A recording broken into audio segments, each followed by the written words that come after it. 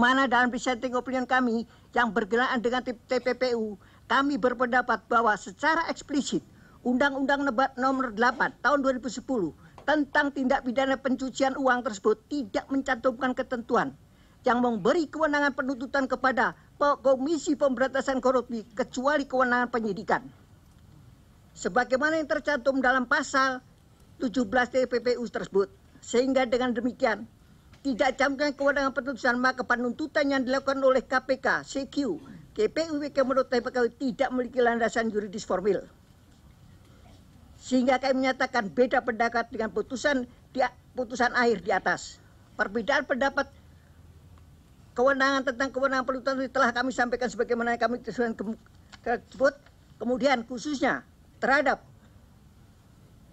dakwaan nomor DAK 17 24 tanggal 20 Mei 2014 yang menyangkut dengan kedua kita tidak menguraikan harta kekayaan yang ditransfer, dibayarkan maupun dibelanjakan tersebut berasal dari tindak pidana korupsi sebagaimana disebut pasal 2 ayat 1 Undang-Undang Nomor 8 Tahun 2010 tentang tindak pidana pencucian uang.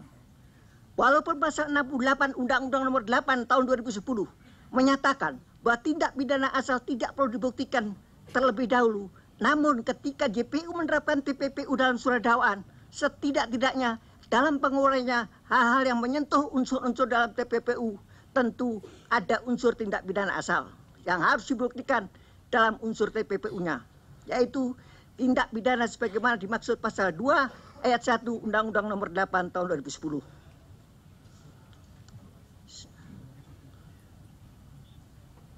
Seperti perumpamaan dari ahli Profesor Edward Omar Sharif Hariet, SHMH, di persidangan ini yang mengatakan, terkait dengan pencucian uang, menurut ahli, kejahatan asal harus dibuktikan lebih dahulu, atau setidaknya kejahatan asal dibuktikan bersamaan dengan pencucian uang itu.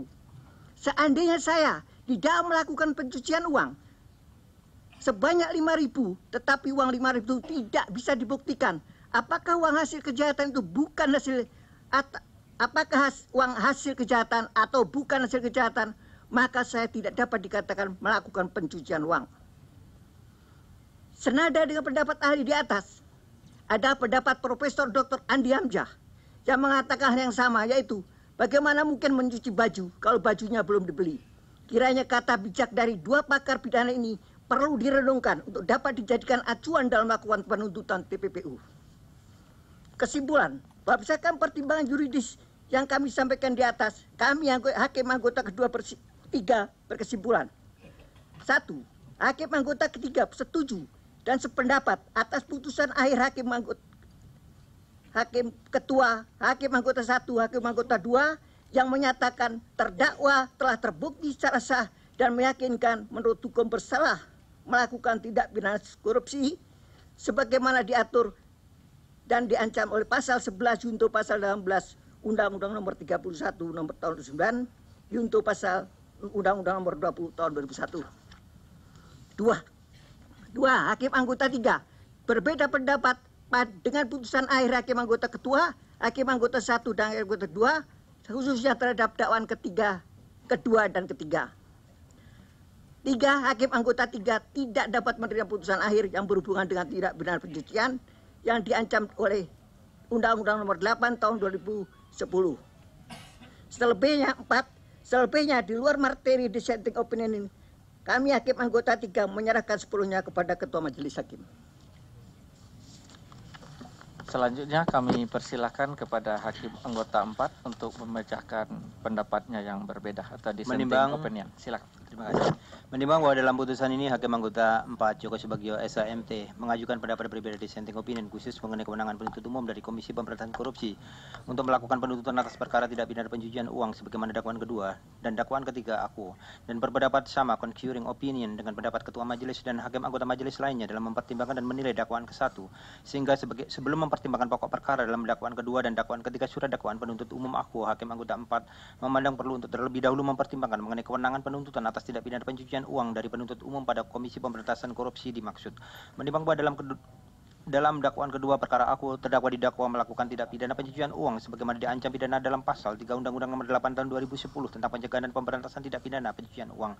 Menimbang bahwa berdasarkan ketentuan pasal 6 huruf C Undang-Undang Nomor 30 Tahun 2002 tentang Komisi Pemberantasan Korupsi, KPK mempunyai tugas melakukan penyelidikan, penyidikan, dan penuntutan terhadap tindak pidana korupsi.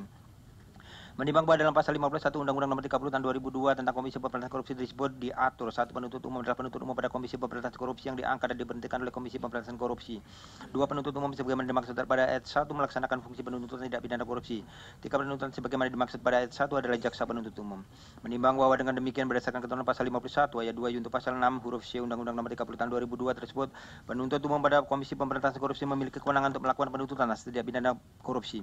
Menimbang bahwa kemudian dalam pasal 74 Undang-Undang Nomor 8 Tahun 2010 tentang pencegahan dan pemberantasan tindak pidana pencucian uang dan penjelasan pasal 17 sebagaimana telah disebut di atas, diatur bahwa Komisi Pemberantasan Tindak Pidana Korupsi adalah instansi yang berwenang melakukan penyidikan atas tindak pidana pencucian uang yang tindak pidana asalnya adalah tindak pidana korupsi. Menimbang bahwa dalam pasal 76 ayat 1 Undang-Undang Nomor 8 Tahun 2010 tersebut diatur bahwa penuntut umum wajib menyerahkan berkas perkara tindak pidana pencucian uang kepada pengadilan negeri paling lama 30 hari kerja terhitung sejak tanggal diterimanya berkas perkara yang telah dinyatakan lengkap. Menimbang bahwa dalam Undang-Undang Nomor 8 Tahun 2010 tersebut tidak ada diatur instansi mana yang berwenang sebagai penuntut umum dalam tindak pidana pencucian uang dimaksud. Oleh karena dalam Undang-Undang Nomor 8 Tahun 2010 tersebut tidak ada pengaturan secara khusus lex specialis mengenai penuntut umum atas tindak pidana pencucian uang dimaksud, maka